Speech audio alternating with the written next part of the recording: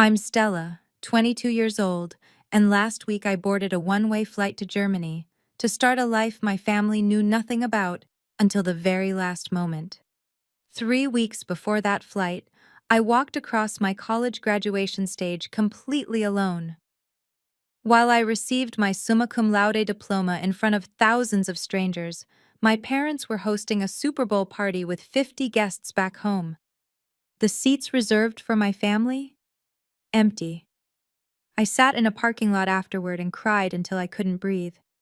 But tucked inside my graduation gown was a letter I hadn't opened yet. That letter changed everything. Before I continue, if you find this story worth your time, please take a moment to like and subscribe, but only if you genuinely connect with what I'm sharing. And drop a comment telling me where you're watching from and what time it is there. Now let me take you back 6 weeks, to the phone call that finally broke something inside me. 6 weeks before graduation, I'm sitting cross-legged on my dorm room bed, phone pressed to my ear. My heart beats a little faster than usual because I'm about to ask my parents for something I've never asked before. Mom, I wanted to confirm the date, I say. Graduation is February 9th, 2 p.m. Silence stretches across the line. I hear my father's TV blaring in the background, some sports commentary. Sweetheart, Mom finally says, her voice careful. You know what day that is, right? I know, of course I know. Super Bowl Sunday, I answer. But the ceremony is only 2 hours. The stadium is 40 minutes from home. You could make it back before halftime. More silence. Then Dad's voice cuts in. He must have grabbed the phone. Stella, Tyler has important guests coming that day.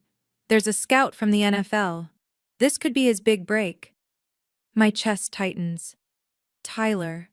Always Tyler. Dad, I'm graduating with honors. I've been working toward this for 4 years. And we're proud of you, Mom jumps back in. Her tone the practiced sweetness I've heard 1,000 times. But honey, graduations happen every year. Super Bowl only comes once. I want to scream.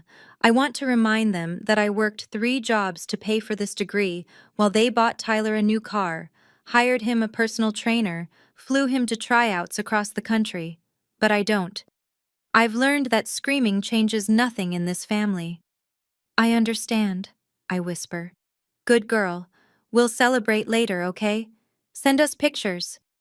The line goes dead. I sit there, phone still in my hand, and realize something. Not once did they ask what honors I received. Not once did they ask if I was excited. Not once did they ask if I needed anything. To them, my graduation was just another Tuesday. I should explain how we got here. 4 years ago, when I was 18, I received my college acceptance letter with a partial scholarship. I ran downstairs, waving it like a golden ticket. Mom, Dad, I got in, with a scholarship. Dad barely looked up from his laptop. That's nice, sweetheart, but we need to talk about money. What followed was a conversation that shaped everything. We can't afford to pay for your school, Dad said flatly. Tyler needs specialized training this year. His coach says he has real potential. But the scholarship covers 60%. Stella. Mom's hand found my shoulder, her touch gentle but firm. You've always been so independent. Tyler needs more support. You understand, right?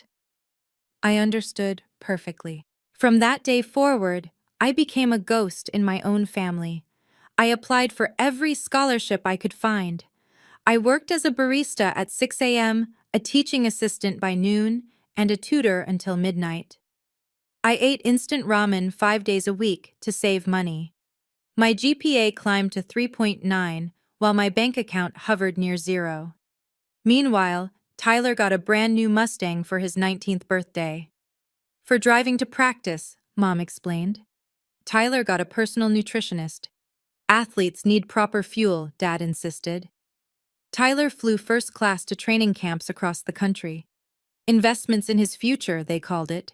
In 4 years of college, I went home exactly 6 times. Each visit felt the same. Help Mom cook for Tyler's friends, hear about Tyler's games, watch Tyler open gifts while I sat in the corner. Not once did anyone ask about my research paper on social inequality. Not once did anyone ask about my dean's list placement. But there was one person who noticed. A professor who would change my life. I just didn't know it yet. The night after that phone call, I dial a different number. The one person who never made me feel invisible. Grandma Grace? Stella, my darling. Her voice wraps around me like a warm blanket. At 80 years old, my grandmother still sounds sharper than most people half her age. 30 years of teaching high school English will do that to you. I heard about your parents, she says before I can explain. Your mother called me, tried to justify it. And I told her she was making a terrible mistake. Grandma Grace never minces words. But you know your mother. She thinks the sun rises and sets on that football. I laugh despite myself. It's a bitter sound. Grandma, I don't know if I can do this alone. You're not alone. Her voice turns fierce. I'll be there, Stella. Even if I have to crawl, I'll be in that audience. My throat tightens. Grandma Grace lives 2 hours away. Her knees are bad. Her heart isn't what it used to be, and yet she's willing to make the drive that my parents won't. You don't have to. Hush. This is non-negotiable. She pauses. Now tell me the truth. Is there something else going on? You sound different, like you're carrying a secret. I freeze. How does she always know? It's nothing, Grandma. Just nervous about after graduation. She doesn't sound convinced. Well, whatever it is, you can tell me when you're ready. Just remember, you don't need their approval to shine, sweetheart. You never did. After we hang up, I stare at the ceiling. Grandma Grace is right about one thing. I am carrying something. Something I'm not ready to share with anyone. Not yet. 1 week before graduation, I'm called into Dr. Margaret Smith's office. Dr. Smith has been my thesis advisor for 2 years, a sharp-eyed woman in her late 50s who never sugarcoats anything. She's the only professor who ever pushed me to submit my research to academic journals. The only one who treated me like I had something worth saying. Close the door, Stella. She gestures to the chair across from her cluttered desk. Sit. I obey, my heart hammering. Did I do something wrong? Is there a problem with my thesis? I've been watching you for 4 years, she begins. You're one of the most dedicated students I've ever taught. Your thesis on socio-economic barriers in education? It's exceptional work. Thank you, Dr. Smith, but… She holds up a hand. I'm not finished. 8 months ago, I submitted your name for something. A nomination. I didn't tell you because I didn't want to get your hopes up. My pulse quickens. A nomination for what?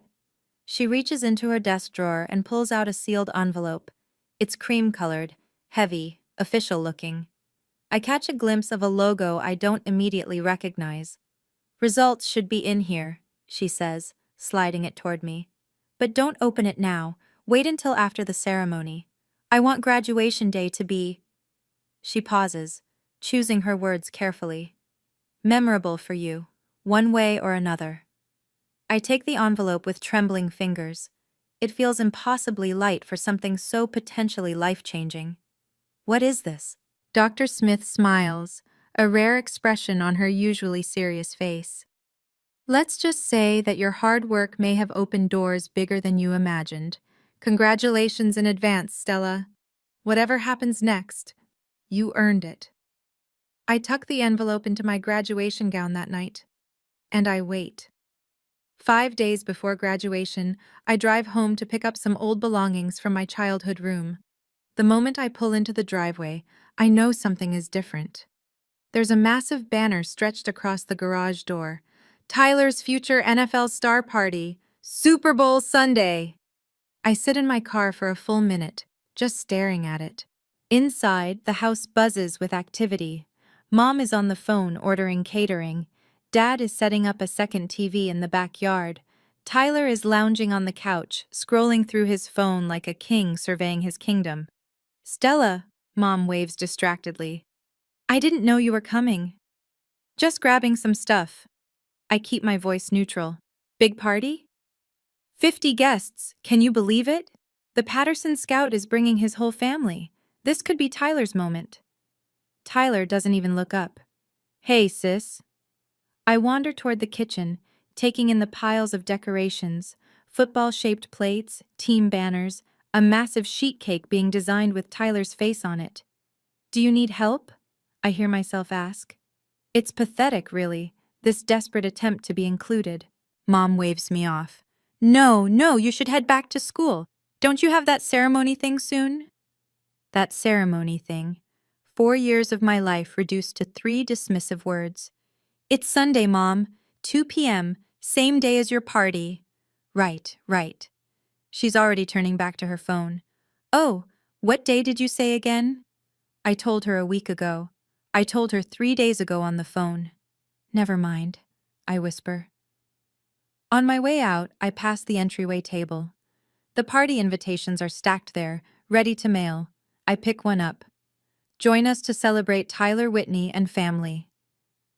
My name isn't anywhere on it. 10 p.m., the night before graduation. I'm pacing my dorm room, phone in hand, gathering courage I'm not sure I have. One last try. That's what I keep telling myself. One last chance for them to show up. I dial home. The noise hits me immediately. Laughter, clinking glasses, music. They're already celebrating. A pre-party for the pre-party. Hello? Mom's voice is light, giddy. I can tell she's been drinking. Mom, it's Stella. Honey, hold on! I hear her shout to someone. It's my daughter, the one graduating tomorrow. At least she remembered. Mom, I wanted to tell you something. My voice shakes.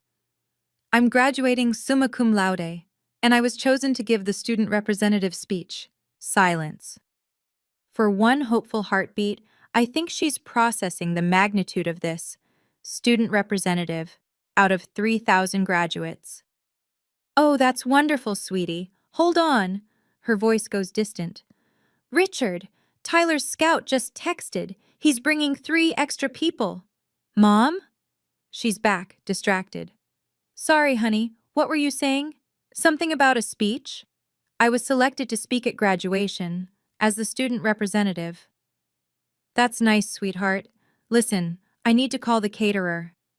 Mom, please, this is important to me. Dad's voice booms in the background. Who's on the phone? Tell them to call back, we're busy. Stella, honey, I'll call you back tomorrow, okay? Love you. Beep, beep, beep. She hung up. I sit on the edge of my bed, staring at the graduation gown hanging on my closet door. Dr. Smith's envelope is tucked in the inside pocket. I haven't opened it. Somehow it feels like the only thing in my life right now that might still hold possibility. Tomorrow I walk alone. But maybe I'll walk toward something bigger than they could ever imagine. Super Bowl Sunday. 6 a.m. I wake before my alarm, staring at the pale winter light creeping through my dorm window. Today should feel momentous, the culmination of 4 years of sacrifice, sleepless nights, and silent tears. Instead, it feels hollow. I shower. I style my hair carefully. I put on the dress I bought at a thrift store for $12, navy blue, simple, the nicest thing I own. Then I lift my graduation gown from its hanger and slip it on. The fabric is heavier than I expected, or maybe that's just the weight of everything else. My phone buzzes. I grab it too quickly, hating myself for hoping. Tyler. Good luck today, sis. Sent at 2:47 a.m. He was probably drunk. Nothing from Mom, nothing from Dad. Then another buzz. Grandma Grace. On my way, my darling. Traffic is heavy, but I will be there. I'm so proud of you I could burst. I smile for the first time all morning. I press my hand against my gown, feeling the outline of Dr. Smith's envelope in the inside pocket. Still sealed, still waiting. Whatever's inside, good news or bad, I've decided it belongs to today. Not yesterday's disappointments, not tomorrow's uncertainties. Today. I take a selfie in the mirror, cap slightly crooked, gown billowing, eyes red-rimmed but determined. I don't know who to send it to, so I just save it. The Uber arrives at 8. I grab my things, take one last look at my empty dorm room, and head out. Big day, huh? The driver asks cheerfully. Family meeting you there? I pause just a second too long. They're taking a different route. He doesn't push further. We drive in comfortable silence while I watch the world blur past, carrying me toward a ceremony where the only people who should care the most won't be watching. The stadium is a sea of chaos and joy. Everywhere I look, families cluster together, mothers adjusting their children's caps, fathers snapping photos, grandparents dabbing tears before the ceremony even starts. Balloons bob in the February wind. Homemade signs declare, "Congrats, Sarah," and "We're so proud of you, Marcus." I wade through this ocean of love, searching for Section C, Row 12. The family seating section has a small placard with my name, Stella Whitney, seats 4 to 7. 4 seats. I reserved 4 seats out of desperate hope. All 4 are empty. No, wait, not entirely. On seat 4, there's a familiar knitted scarf, faded purple wool, handmade with tiny mistakes in the stitching that Grandma Grace always laughed about. She was here. She reserved the seats. My phone vibrates. Grandma Grace, sweetheart, there's been a terrible accident on the highway. Ambulances everywhere. I'm stuck in traffic that isn't moving. I'm so sorry. I'm trying everything. Please don't wait for me. My fingers hover over the screen. I type back, "It's okay, Grandma. I love you. Don't stress." But it's not okay. I turn away from the empty seats and walk toward the graduate assembly area. Around me, classmates are hugging their families goodbye, promising to wave when their names are called. A girl next to me is crying happy tears as her mother pins a flower to her gown. I stand alone, hands clasped in front of me, watching. A man in the row behind the family section catches my eye. He's holding a sign for someone else, but he notices me staring at my empty seats. He gives me a small, sympathetic nod. A stranger's kindness. That's what I get today. The processional music begins. I straighten my shoulders, touch the envelope in my pocket one more time, and take my place in line. Time to walk alone. The ceremony opens with a swell of music, and 3,000 graduates begin the slow processional march into the stadium. I'm somewhere in the middle of the W surnames, shuffling forward with my peers, while flashbulbs pop from the stands like fireflies. The announcer's voice booms through the speakers, welcoming families, acknowledging distinguished guests, celebrating 4 years of hard work. I keep my eyes forward. Don't look at the family section, don't count the empty seats. But I can't help it.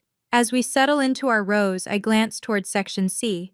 4 empty seats. Grandma's scarf still draped across one, a lonely splash of purple in a sea of cheering families.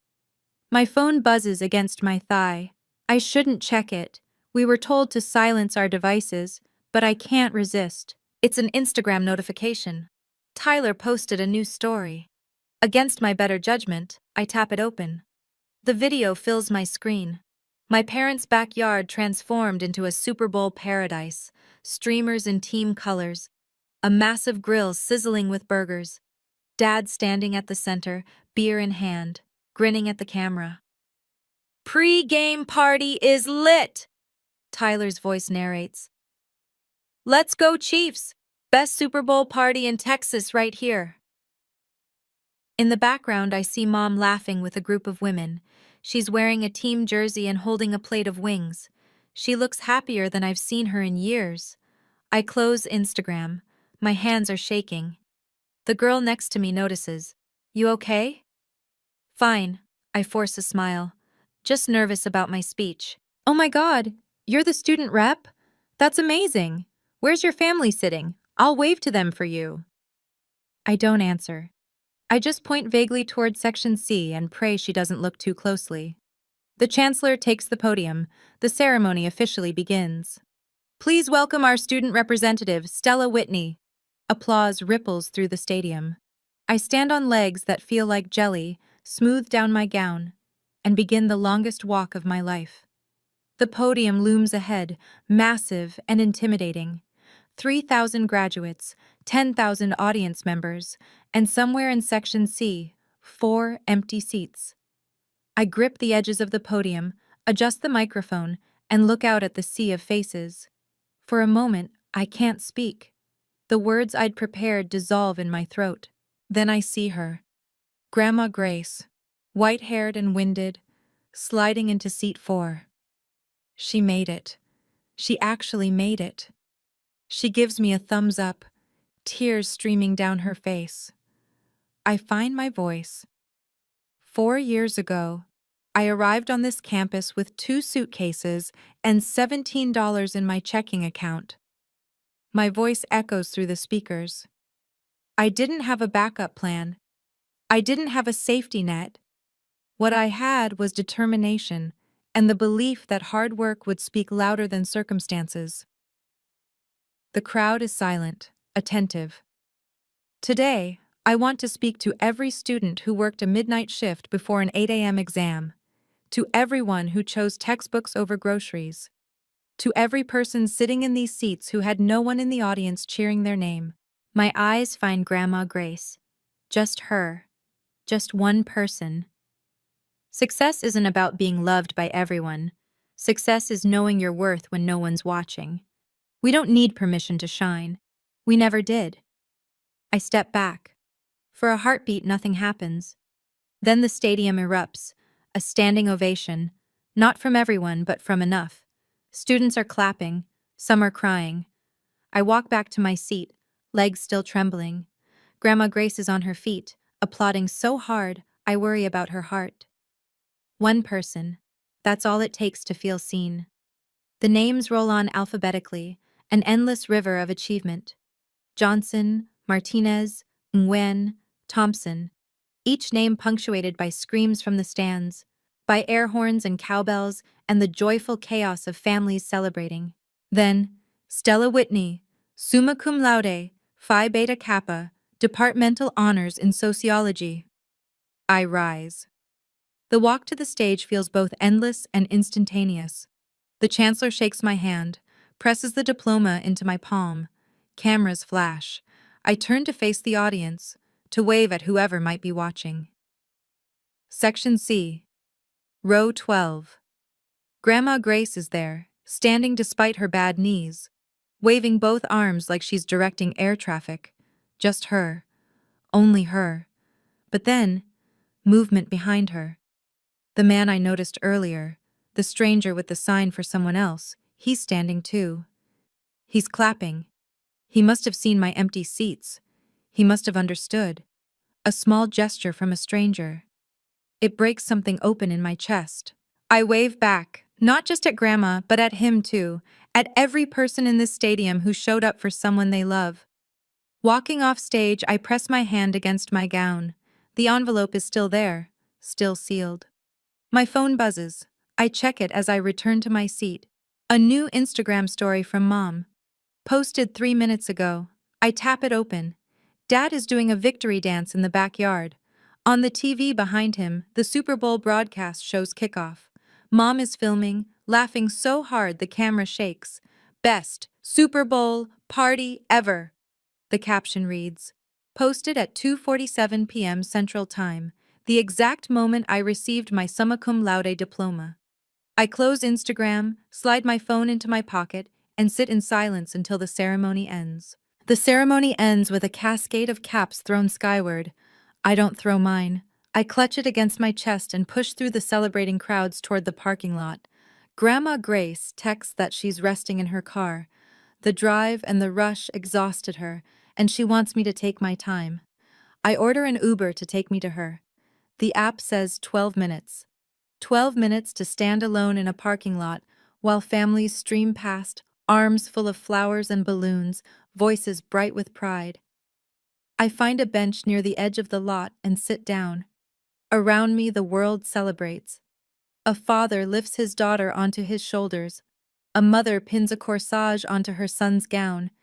Two grandparents unfurl a banner. Our little girl is a doctor now. The tears come without warning. Not gentle tears. Not dignified tears. I'm talking about the kind of crying that doubles you over, that steals your breath, that makes your whole body shake. 4 years of loneliness. 4 years of being the invisible daughter. 4 years of Tyler needs more, and Stella can handle herself. It all comes flooding out in an empty parking lot on Super Bowl Sunday. My Uber arrives. The driver, a kind-faced woman in her 40s, takes one look at me and hands over a packet of tissues without a word. Rough day? I want to laugh. Instead, I just nod. Family stuff? I nod again. She doesn't press. She just drives, letting me cry in her back seat while graduation parties bloom across the city. After a few minutes, I reach into my gown, my fingers finding the envelope. It's still there, still sealed. Whatever's inside, it's time to find out. I slide my finger under the flap and tear it open. The paper is thick, official, embossed with a logo I now recognize, the Fulbright program. My hands tremble as I unfold the letter. Dear Ms. Whitney, we are pleased to inform you that you have been selected as a Fulbright Scholar for the 2024 to 2025 academic year. Your research proposal on socioeconomic barriers in educational access has been chosen for funding at Heidelberg University, Germany. This award includes full tuition, a monthly living stipend, travel allowances, and a research assistant position at one of Europe's premier institutions. The total value of your scholarship exceeds $100,000. Congratulations! Out of over 10,000 applicants this year, you are among the 800 chosen worldwide. I read it 3 times. Then a fourth. Fulbright, Heidelberg, Germany, $100,000. Dr. Smith nominated me 8 months ago. She never said a word. She wanted this to be a surprise, a gift for the girl whose family never showed up. The Uber driver glances in her rearview mirror. Good news? I look up, tears still streaming, but something else mixing in now, something that feels dangerously close to hope. I think so, I whisper. I think my life just changed. She smiles. Well then, congratulations, honey, whatever it is. I clutch the letter to my chest, watching the Texas suburbs blur past my window. Somewhere across this city, my parents are eating buffalo wings and cheering for a football game. They have no idea that their forgotten daughter just received one of the most prestigious academic honors in the world. And for the first time in 4 years, I don't want to tell them, not yet, because I'm starting to realize something. I don't need them to see my worth for it to be real. I just need to see it myself. Grandma Grace's car is parked at the edge of the lot. I find her reclined in the driver's seat, eyes closed, that familiar purple scarf draped across her lap. I tap on the window and she startles awake, then breaks into the widest smile I've seen in years. My brilliant girl. She fumbles with the door, struggles out of the car, and pulls me into a hug so tight I can barely breathe. I made it. I was stuck behind that accident for 2 hours, but I made it. I know. I saw you. I hug her back just as fiercely. You were the only one. She pulls back, studies my face with those sharp eyes that miss nothing. You've been crying, and she tilts her head. Something else. You're different. What happened? I can't hide anything from her. I never could. Without a word, I hand her the letter. She reads it slowly, lips moving silently. I watch her expression shift. Confusion, then recognition, then disbelief. Stella Marie Whitney. Her voice cracks. Is this real? It's real, Grandma. She sits back down heavily, one hand pressed to her chest. For a terrifying moment, I think I've given her a heart attack. Then she laughs, a full, joyful, tearful laugh that echoes across the empty parking lot. My granddaughter, a Fulbright scholar. She looks up at me, eyes shining. Do your parents know? No. Good. The word comes out fierce, surprising me. Don't tell them, not yet. Grandma? She takes my hand. My birthday is in 3 weeks. The whole family will be there. Let me handle this. Let them see what they've been ignoring all these years, in front of everyone. I hesitate. I don't want to make a scene. It's not a scene, sweetheart. Her grip tightens. It's a reckoning. The next 3 weeks pass in a strange kind of silence. I return to campus to finish packing up my dorm. I start paperwork for my German visa. I email Dr. Smith a thank you so full of gratitude, I have to rewrite it 4 times because I keep crying on my keyboard. She writes back, I always knew you had it in you. Now go show the world. Mom calls exactly once, a week after graduation. Stella, just checking in. Did everything go okay at your ceremony thing? Ceremony thing. I've stopped being hurt by this. I've moved into a numb acceptance. It went fine, Mom. Good, good. Oh, Tyler's tryout got rescheduled. The scout wants him to come to Dallas next month. Isn't that exciting? Very exciting. You should come home and celebrate with us. Actually, I'm pretty busy. Job interviews and stuff. Oh? A flicker of interest. What kind of job? Still figuring it out. I have a few options. Well, don't be too picky. With a sociology degree, you can't afford to be choosy. The old Stella would have defended herself. The new Stella just says, I'll keep that in mind. Dad doesn't call at all. Tyler texts once, Miss you, sis. When you coming home? I reply, Grandma's birthday. See you there. Meanwhile, I book a one-way flight to Frankfurt. Departure, 2 days after Grandma Grace's party. I tell no one except Grandma. She calls me every night, giddy with planning. I've worked out the perfect moment, she whispers one evening. Right after I cut the cake, I'll ask everyone to share their good news. Tyler will brag about his scout. And then I tell them. And then you tell them. I can hear her smile through the phone. They won't know what hit them. I drive into my hometown on a Friday evening, 3 weeks after graduation. Instead of going to my parents' house, I check into a motel off the highway, the kind with peeling wallpaper and a coffee maker that sputters like it's dying. It's not glamorous, but it's mine. My space, my terms. Mom texts around 7. Are you in town yet? Your room is ready? I reply, staying at a friend's place. See you at Grandma's tomorrow. She doesn't question it. She probably doesn't care enough to question it. I spread my documents across the motel bed. Fulbright acceptance letter, Heidelberg research position confirmation, German visa application, one-way flight itinerary. Tomorrow, all of this becomes public. My phone rings. Grandma Grace. You ready, sweetheart? I think so. I'm sitting cross-legged on the scratchy comforter, staring at my reflection in the TV screen. Grandma, what if they don't care? What if I tell them and they just shrug? Silence. Then, that's not the point, Stella. Then what is? The point is that you'll know. You'll know that you stood up, spoke your truth, and walked away with your head high. What they do after that is on them. She's right. I've spent 22 years waiting for my parents to see me. Tomorrow, I stop waiting. What time should I arrive? 2 o'clock. I'll make sure Tyler brags first. It'll make your moment land harder. I laugh despite my nerves. You're devious, Grandma. I'm 80 years old. I've earned the right to be devious. Her voice softens. Sleep well, my darling. Tomorrow is your day. After we hang up, I fold the letters carefully, slide them into my purse, and lie back on the bed. Tomorrow, I stop being invisible.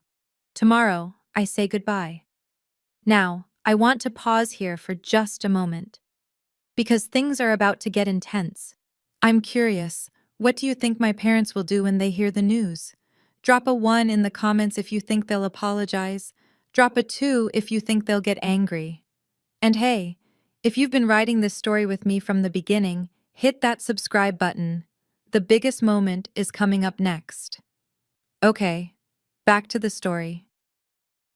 Grandma Grace's house sits at the end of a quiet street. A modest craftsman with a wraparound porch and gardens, she refuses to let anyone else tend. Today, cars line the driveway and spill onto the lawn. At least 30 people are here. Aunts, uncles, cousins I haven't seen in years, old friends of Grandma's from her teaching days. I park down the street and take a moment to collect myself. My purse holds everything: the Fulbright letter, the Heidelberg confirmation, the flight itinerary. Weapons of truth wrapped in official letterhead. The moment I walk through the door, the family chaos swallows me whole. Stella, look at you all grown up. How's job hunting, sweetheart? Your mom says you're struggling. Have you met Tyler's new girlfriend? She's adorable. Tyler is holding court in the living room, surrounded by aunts who hang on his every word. He's wearing an NFL team jersey, of course he is, and gesturing expansively as he tells some story about his latest tryout. The scout said I've got real potential, he's saying. Could be looking at a practice squad spot by next season. Dad stands behind him, chest puffed with pride. That's my boy. Future star right there. I slip past, unnoticed, heading for the kitchen where Grandma is directing traffic like a general commanding troops. Her eyes find mine immediately. She gives me the smallest nod. Soon, she mouths. I nod back and take my position near the back of the room, watching my family orbit around Tyler like he's the sun. Mom is laughing at something he said, her hand on his shoulder, the picture of maternal devotion. No one has asked about my graduation. No one has asked about my plans. That's fine. They'll learn soon enough. The cake comes out, 80 candles flickering in the afternoon light. It's almost time. We sing happy birthday. Grandma blows out the candles, all 80 of them somehow, and the room erupts in applause. Then she raises her hand, and the chatter dies down. Thank you all for coming. Her voice is steady, commanding. 30 years of teaching gave her the kind of presence that demands attention. 80 years is a long time to be alive. I've seen a lot of things. Good things. Hard things. She pauses, scanning the room. Today, I want to hear from my family. Share your good news. Let an old woman feel proud of what she's built. Immediately, Tyler steps forward. Of course he does. Well, Grandma, since you asked, he grins, all confidence and charm. I just had my best tryout yet. Coach said I could be looking at a practice squad contract by fall. Dad whoops. Mom clutches her hands together. The relatives applaud politely. Grandma nods. That's lovely, Tyler. Hard work pays off. She looks around the room again, her gaze landing on an aunt who just got promoted, a cousin who's expecting twins. Each person shares their news, basking in the glow of family approval. Then Grandma's eyes find mine. Stella. Her voice cuts through the murmur of conversation. My oldest grandchild, you just graduated from college. Any news to share with the family? The room turns toward me. I feel their eyes, some curious, some indifferent, some already dismissing whatever I might say. Mom leans over to Aunt Carol. She's still looking for work.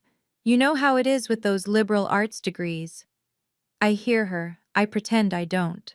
Grandma raises her hand again. Let Stella speak for herself, Donna. Her voice has an edge I've never heard before. Go on, sweetheart. Tell them. I reach into my purse and pull out the letter. I step forward, the letter steady in my hands. I do have news. My voice doesn't shake. I'm surprised by that. I wanted to share it with the whole family. I unfold the paper, hold it up where everyone can see the official Fulbright letterhead. 3 weeks ago on graduation day, I received this letter. I've been selected as a Fulbright scholar. Full funding to conduct research at Heidelberg University in Germany for 2 years. Silence. Complete, absolute silence. Then Aunt Carol speaks first. Wait, Fulbright? The international scholarship? The one that's impossible to get? One of 800 chosen worldwide, I confirm. Out of over 10,000 applicants, the total package is worth more than $100,000. The murmuring begins. I watch faces shift, Confusion, shock, disbelief. Cousin Marcus, who went to law school, is staring at me with his mouth open. Uncle Jim is Googling something on his phone. Holy shit, he mutters. Fulbright scholars include Nobel Prize winners, Rhodes scholars. It says here the acceptance rate is like 8%. Mom's face has gone pale. Dad looks like he's been slapped. Grandma Grace is beaming. My brilliant granddaughter, tell them when you received this news, Stella. I look directly at my parents. I received this letter on graduation day, the same day you hosted a Super Bowl party instead of watching me receive my summa cum laude diploma. The same day I gave the student representative speech to 3,000 people, alone. The silence that follows is different, heavier.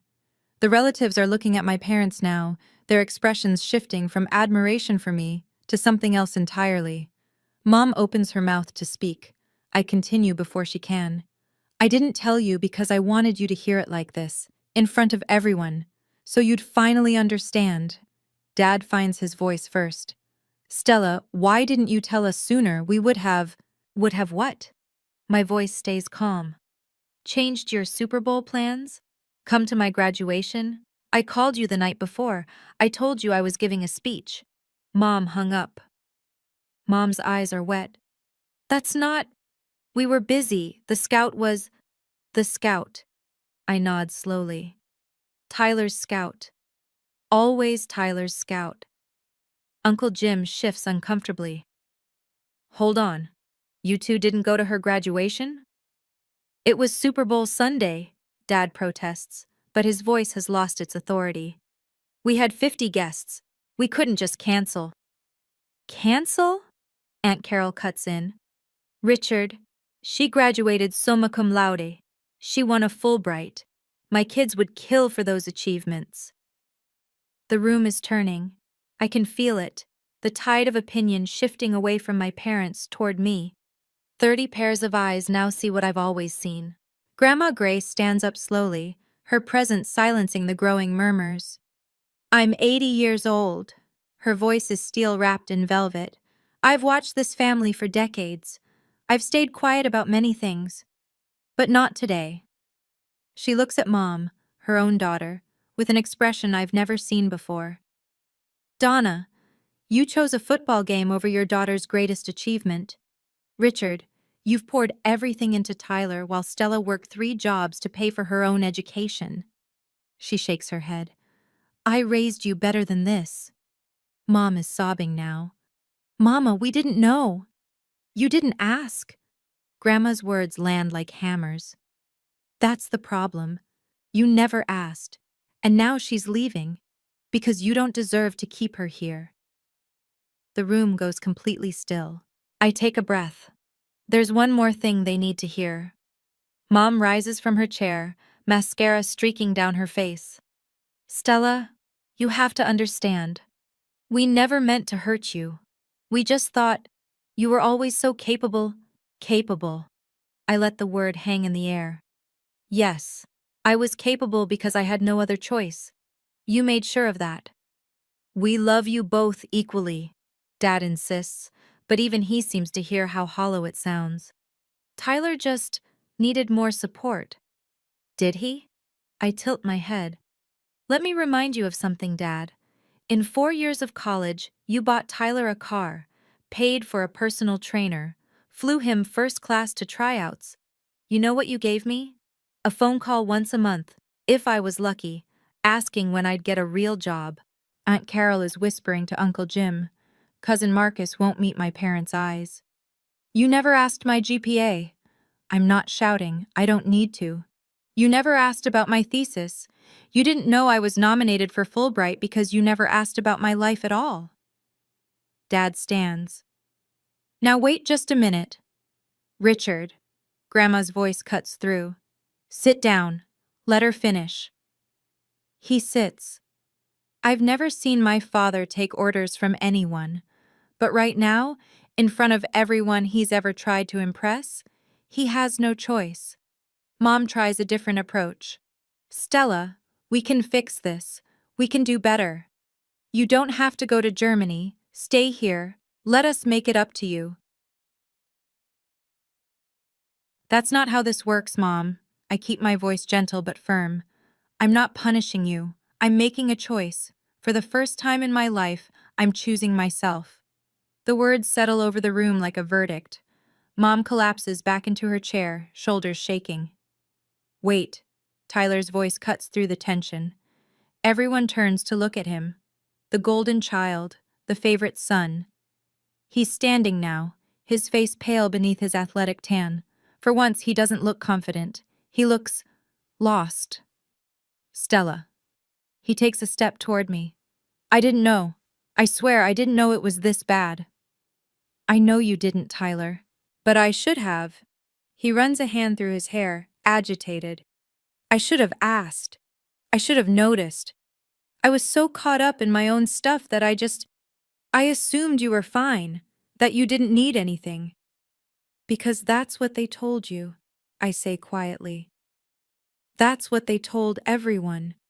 He turns to our parents, and for the first time in my memory, there's anger in his voice.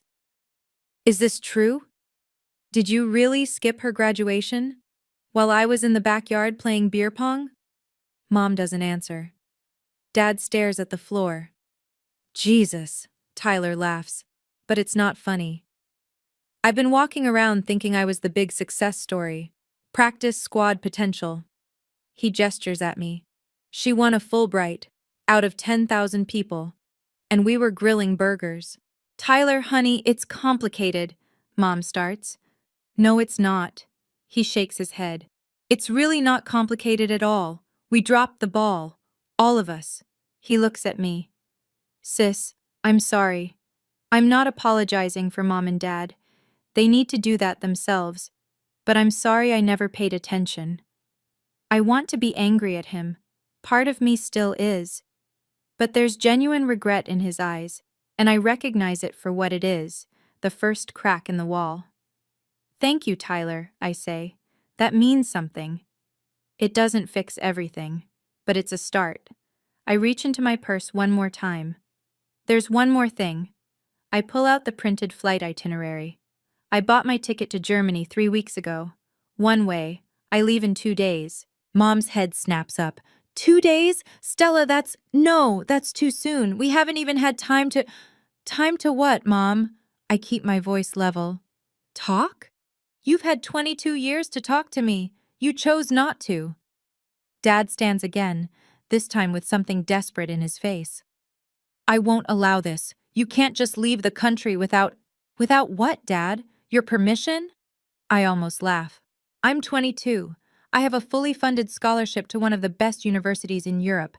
I don't need your permission for anything. But you can't... He stops. Realizes he has nothing to leverage. No money I need. No support I can't live without.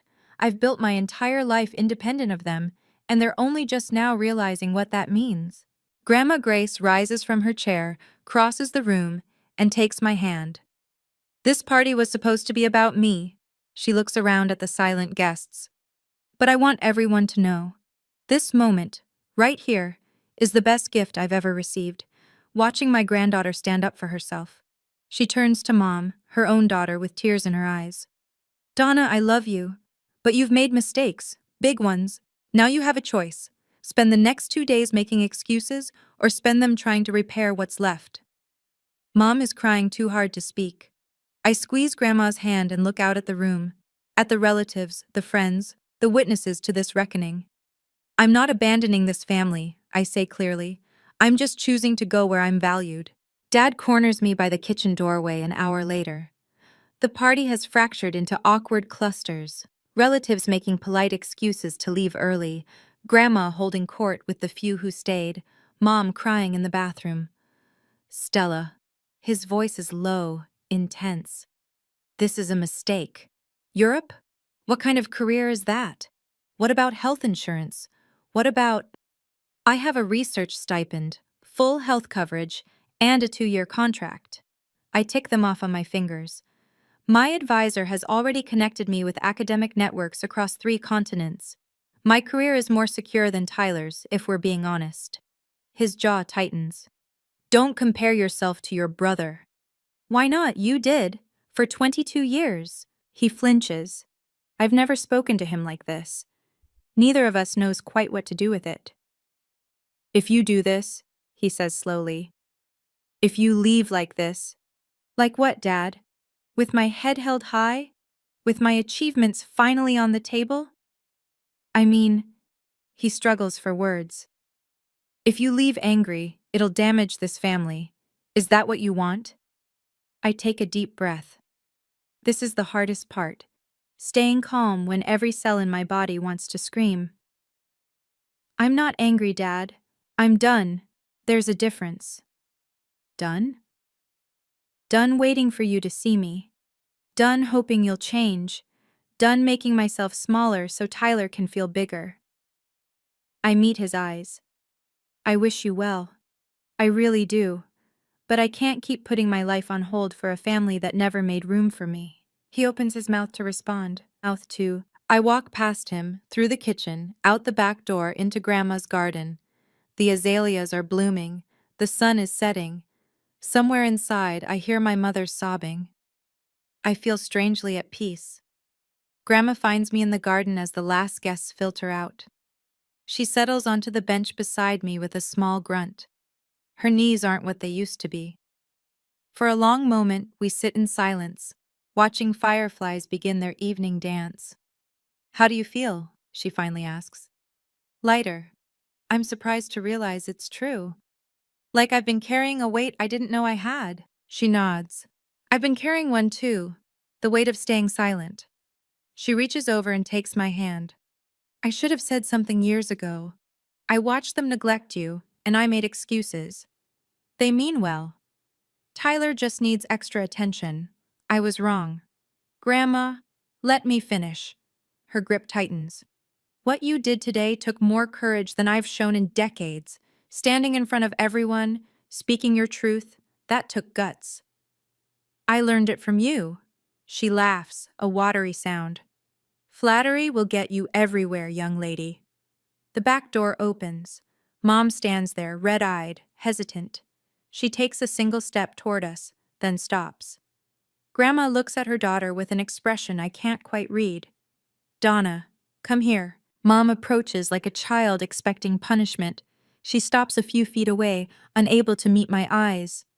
Mama, she whispers, I don't know how to fix this. You start by admitting what you did wrong. Grandma's voice is firm, but not unkind. Not to me. To her. Mom finally looks at me.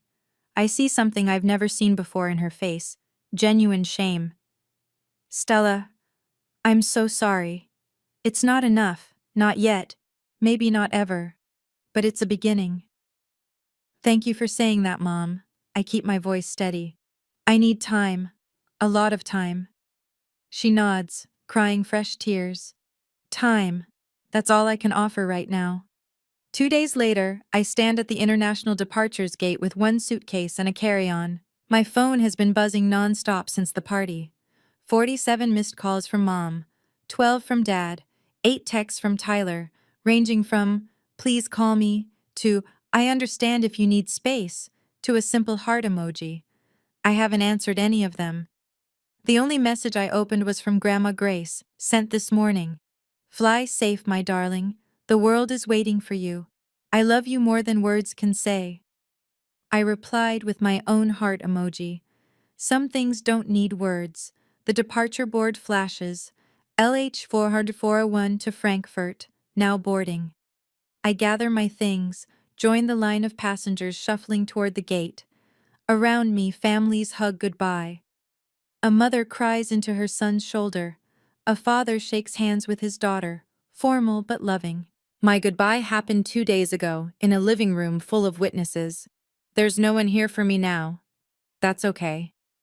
I scan my boarding pass, walk down the jetway, settle into my window seat.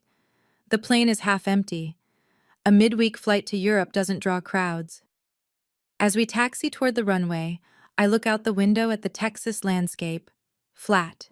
Familiar. The only home I've ever known. Somewhere down there, my parents are waking up to the reality that their daughter is gone. Not dead. Not estranged forever. Just choosing a different path. The engines roar, The ground falls away. I watch the city shrink beneath me. First the highways, then the suburbs, then the distant glint of my parents' neighborhood, getting smaller and smaller until it disappears entirely. I turn away from the window, close my eyes, and breathe. For the first time in my life, I'm flying towards something instead of running from it. Somewhere over the Atlantic, I pull out my laptop. The cabin is dark, most passengers asleep under thin airline blankets, but I can't rest. My mind is too full, too alive. I open my email and compose a message to Dr. Smith. Dear Professor Smith, I'm on the plane. I made it. Because of you, I'm flying toward a future I never thought possible. Thank you for seeing something in me when no one else did. Thank you for the nomination, for keeping it secret, for believing I deserved a surprise after years of disappointment. I promise to make you proud. Gratefully yours, Stella. I hit send, then sit back and watch the darkness outside my window. Somewhere below is the Atlantic Ocean, vast and unknowable. Somewhere behind me is Texas, my parents, my brother, my old life. And somewhere ahead is Germany, Heidelberg, a research position, a new beginning. My phone vibrates. One last message slipping through before airplane mode kicks in fully. Dr. Smith, I always knew you would. Now go change the world. I smile at the screen, then tuck my phone away. The flight attendant dims the cabin lights further. A few rows ahead, a baby cries briefly, then settles. The engines hum their steady lullaby. I think about my parents, about Mom's tears, Dad's confusion, Tyler's unexpected apology. I think about Grandma Grace in her garden, proud and fierce. I think about the girl I was 6 weeks ago calling home to beg for 2 hours of attention. That girl is gone. In her place is someone new, someone who knows her worth doesn't depend on being seen by people who choose not to look. The sun rises ahead of us, painting the clouds gold. I watch it come, and I let myself hope. If you've ever felt invisible in your own family, if you've ever been the one working 3 jobs while someone else got handed everything, I want you to know you're not alone. Drop a heart emoji in the comments. Let me know you're out there. And if this story hit close to home, share it with someone who needs to hear it. Sometimes one story can change how we see ourselves. Now, let me tell you what happened next. 6 months later, I'm sitting in my tiny apartment in Heidelberg, papers spread across my desk, the German winter pressing against my window. My research is going well, better than well. Last week, my advisor called my preliminary findings exceptional. My phone buzzes, a video call request from Mom. For weeks after I left, I didn't answer her calls. I needed space. Eventually, we graduated to texts, brief, polite, careful. But this is the first video call in months. I hesitate, then accept. Mom's face fills the screen. She looks different, older somehow, tired. But there's something else too, something I don't recognize. Stella, her voice catches. Thank you for answering. Hi, Mom. I won't keep you long, She takes a shaky breath. I've been going to therapy. Your father and I both have. I don't respond. I'm not sure what to say. The therapist helped me see things. Patterns. The way we treated you versus Tyler. I've been making lists of every memory I can recall and, her voice breaks. I'm so ashamed, Stella. I didn't see it at the time, but looking back, it's so clear. Mom, no, let me finish. Please. She wipes her eyes. I'm not calling to ask you to come home. I'm not calling to make you forgive me. I just needed you to know. I see it now. What we did, what we didn't do, and I'm working on becoming someone who deserves to be your mother. The words hang between us, spanning an ocean. Thank you for telling me that, Mom. Are you happy there? I look around my small apartment. My books, my research, my new life. I'm getting there. Good. She nods, tears streaming. That's all I wanted to hear. 1 year after graduation, I'm standing at a podium in Berlin, presenting my research to an international conference. 300 academics fill the auditorium, professors from Harvard, Oxford, Tokyo, Sao Paulo. They're here to hear about my work on educational inequality. My work. Mine. When I finish, the applause is thunderous. A professor from Columbia approaches afterward, business card in hand. Ms. Whitney, your research is groundbreaking. Have you considered doctoral programs in the States? I smile. I'm keeping my options open. Later that night, I video call Grandma Grace. Her face lights up the screen, 81 years old and still sharp as a tack.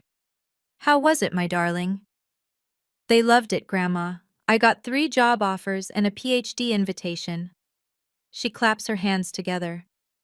That's my girl! Oh, I wish I could have been there. Me too. Your mother called me yesterday, she says carefully. Asked how you were doing. I know. We talk sometimes now. Not often, but sometimes. And your father? That's harder. I pause. He actually apologized last month. It was awkward and stiff, and he clearly didn't know what to say. But he tried. That's something.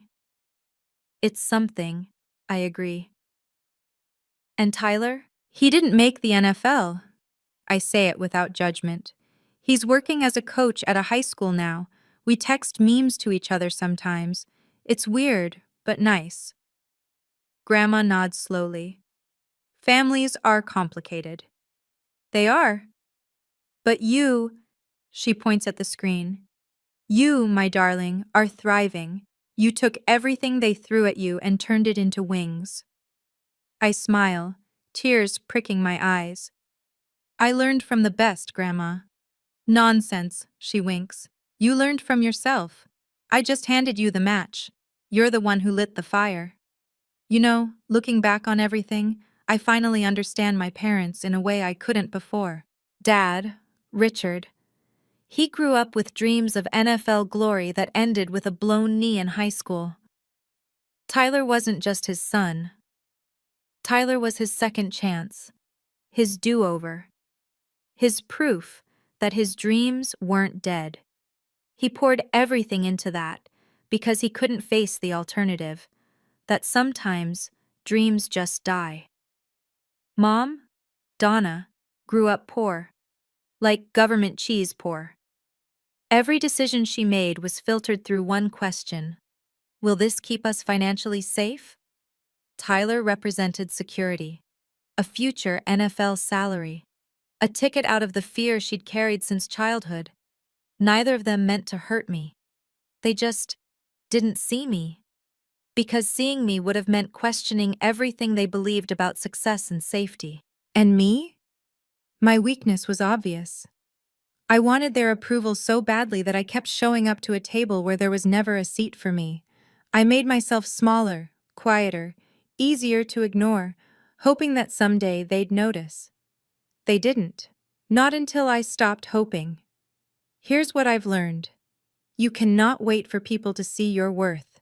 You have to see it yourself. And sometimes, the kindest thing you can do, for yourself and for them, is to walk away. Boundaries aren't walls, they're doors. They let you decide who gets access to your life.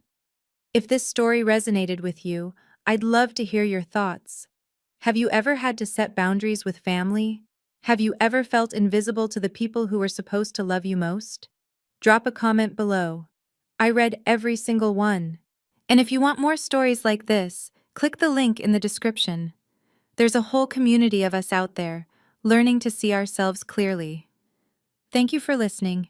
Thank you for being here. Until next time.